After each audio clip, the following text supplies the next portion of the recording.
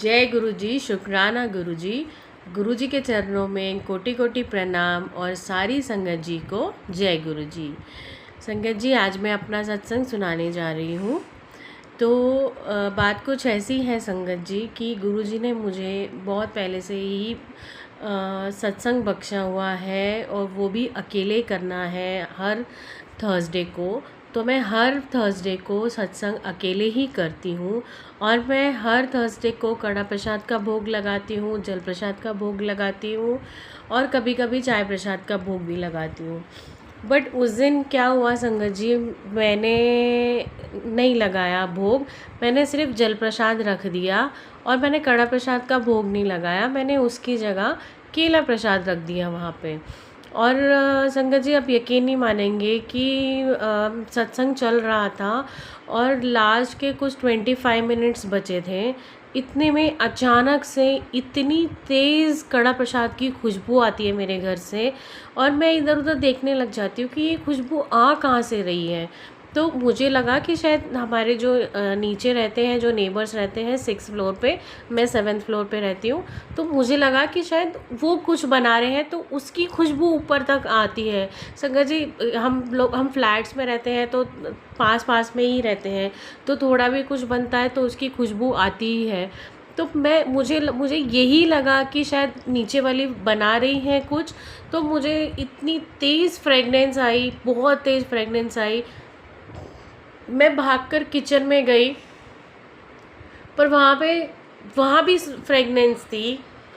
और संगत जी, गुरुजी ने मेरे दिमाग में डाला कि कुड़िए, तू कड़ा प्रसाद नहीं बनाया है, हुणे ही उठते कड़ा प्रसाद बना।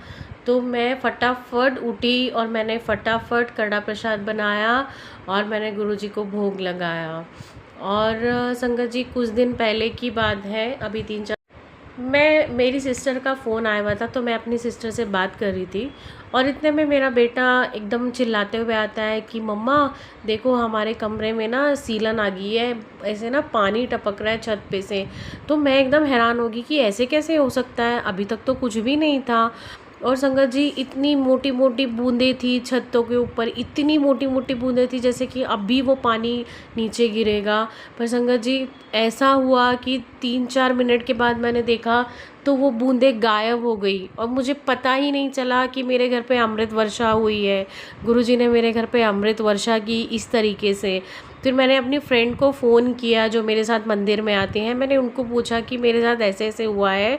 तो उन्होंने बोला कि गुरुजी ने आपको दर्शन दिए हैं अमृत वर्षा के रूप में। तो मैं इतनी खुश हो गई संगत जी कि गुरुजी मुझे ऐसे दर्शन देते ही रहते हैं।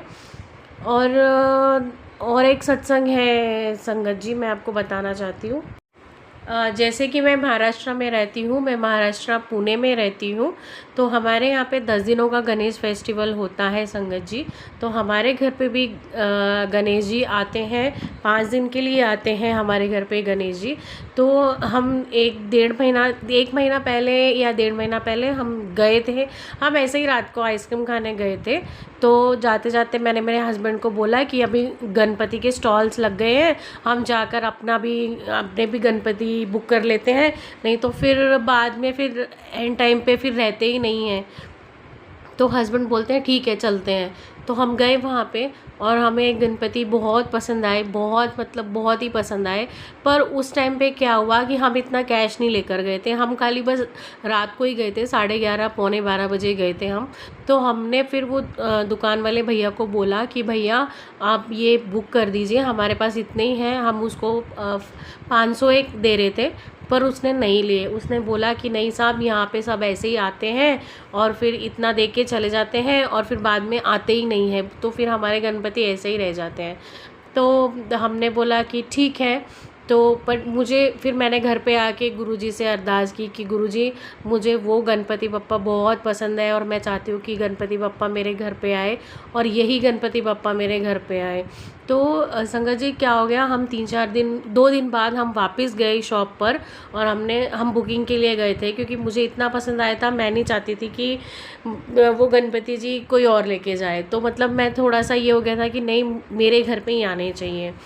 तो फिर उसके बाद भैया ने, और हम क्या देखते हैं संगत जी, भैया ने वो गणपति अलग रखे हुए थे तो मैंने देखा तो मुझे तो गणपति बप्पा दिखे ही नहीं। तो मैंने भैया को बोला, भैया हमारे गणपति जी कहाँ हैं? तो बोला कि मैडम मैंने अलग से रख दिया था ताकि वो कोई और नहीं लेके जाए, आप ही आकर लेके जाओ। तो जय गुरुजी, शुक्राना गुरुजी।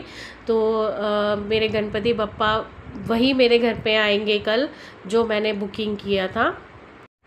बस इसी के साथ मैं अपने सत्संग को विराम देती हूँ। मैं कुछ ही दिनों बाद फिर आऊँगी अपने किसी नए सत्संग के साथ। तब तक के लिए जय गुरुजी, शुक्राना गुरुजी।